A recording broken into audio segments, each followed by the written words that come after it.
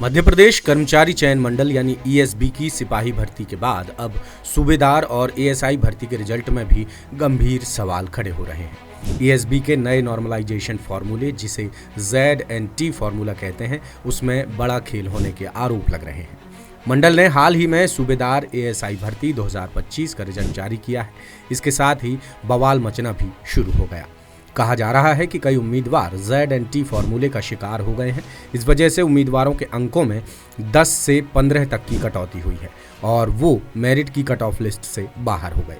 कुछ उम्मीदवारों ने सबूत के तौर पर 10 सूत्र को अपनी मार्कशीट भी भेजी है।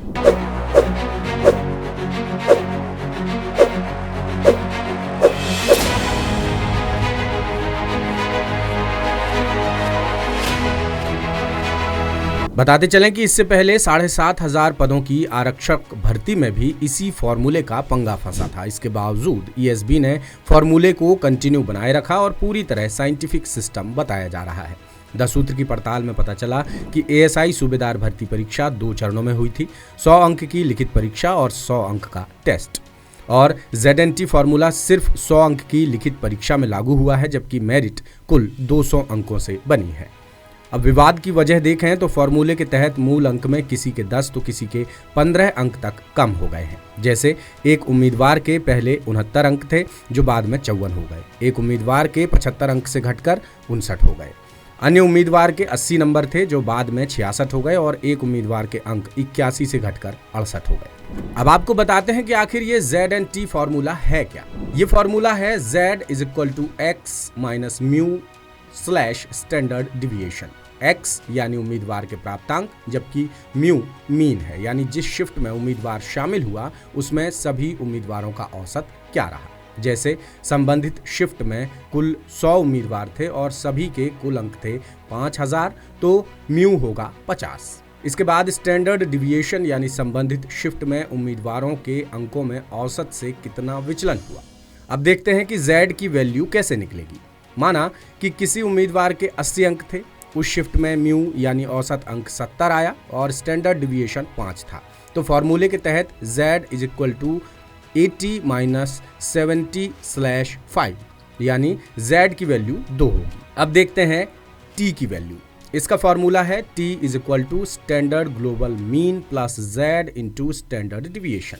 इसमें स्टैंडर्ड ग्लोबल मीन सभी उम्मीदवारों का औसत है, स्टैंडर्ड डिविएशन सभी उम्मीदवारों के अंकों का विचलन है। ईएसबी के मुताबिक स्टैंडर्ड ग्लोबल मीन 50 और स्टैंडर्ड डिविएशन 10 है।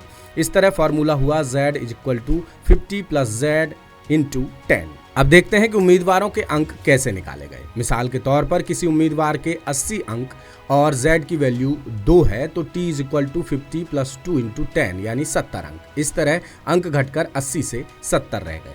अब इस फॉर्मूले का उम्मीदवारों पर असर देखते हैं।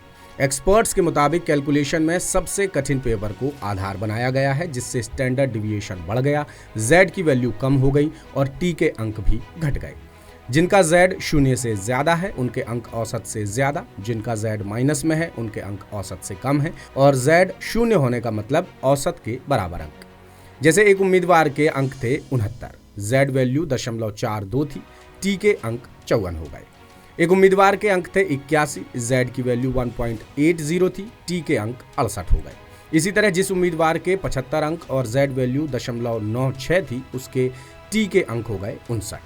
चूंकि ZNT फार्मूला सिर्फ लिखित परीक्षा के 100 अंकों पर लगाया गया है, इसलिए उन उम्मीदवारों को भारी फायदा हुआ है जिनके टेस्ट में अच्छे अंक थे, क्योंकि टेस्ट के 100 अंक में से मिले अंक सीधे रिजल्ट में जोड़े गए हैं। वहीं जो उम्मीदवार लिखित परीक्षा में मजबूत थे लेकिन टेस्ट में पीछे रहे, वो चयन से बाहर हो गए।